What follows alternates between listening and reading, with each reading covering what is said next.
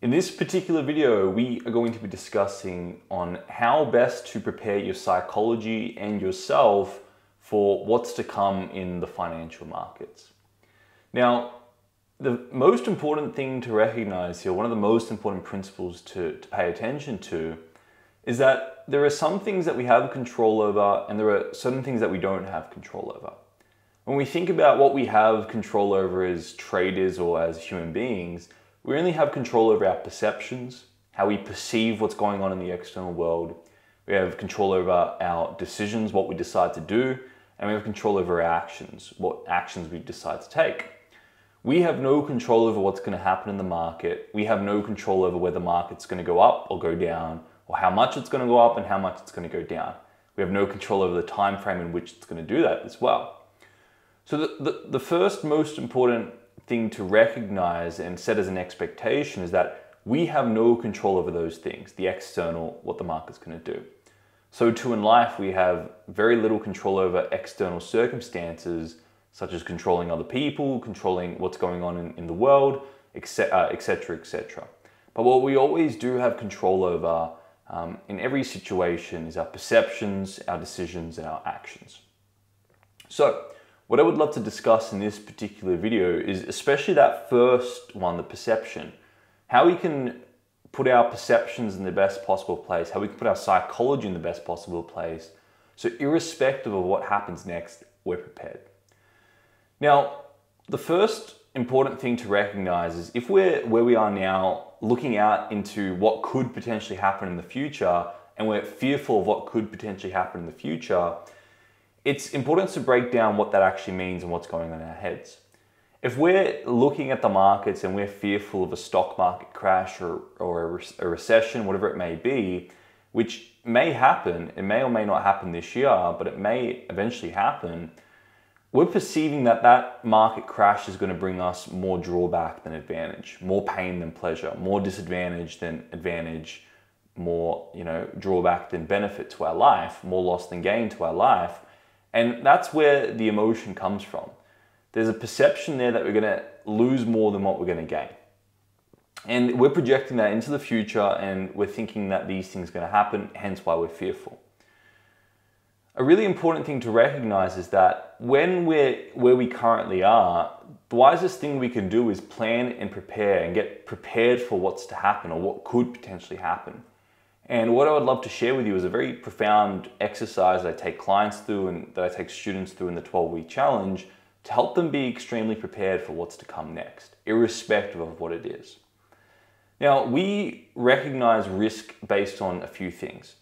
We recognize risk based on how likely something is to happen and how terrible in our perception something would be if it actually did happen. So in our mind, we're basing risk based on probability times impact. So we can pretty much create an equation here that risk equals probability times impact. If there's a very high probability of a high impact event happening, then it's high risk. But if there's a low probability of a high risk event happening, then maybe it's a medium risk. If there's a low probability of a low impact event happening, then it's low risk. So we gauge risk based on how likely it is to happen and how terrible in our perception it would be if it did happen. So a very powerful exercise you can do is, let's say for example, we're fearful over the market crashing and there's a recession, stock market crash, etc., etc. Nobody knows when that's going to happen. Nobody knows how much it's going to happen, how bad it's going to be when it does happen, if it does happen. And we have no control over those things.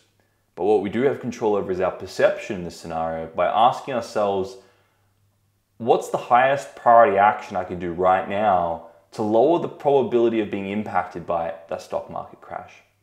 And getting a piece of paper and pen and really going deep and writing down a really great action plan to lower the probability of being impacted by that stock market crash.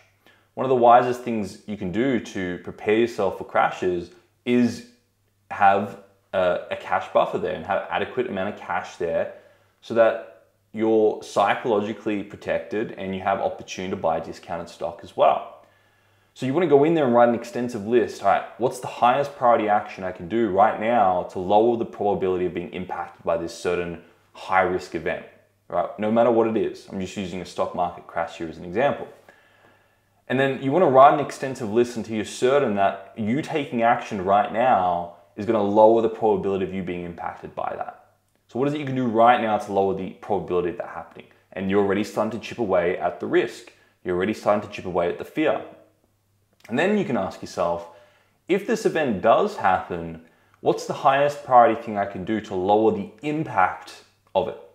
So if the market does crash, what's the highest priority thing I can do to lower the probability or lower the impact of that actual event? So you're doing one now. What's the highest priority thing I can do to lower the probability of being impacted by that? And you're taking action on that now. And you're also in foresight planning contingencies for if it did happen to lower the impact of that event if it did happen. So again, we have no control over the external world. Nobody knows whether the market's going to crash today, tomorrow, this week, next year, next 10 years. And to be frank, it doesn't really matter all that much. What matters is, are we prepared for what the market can do? The market can go up, the market can go down.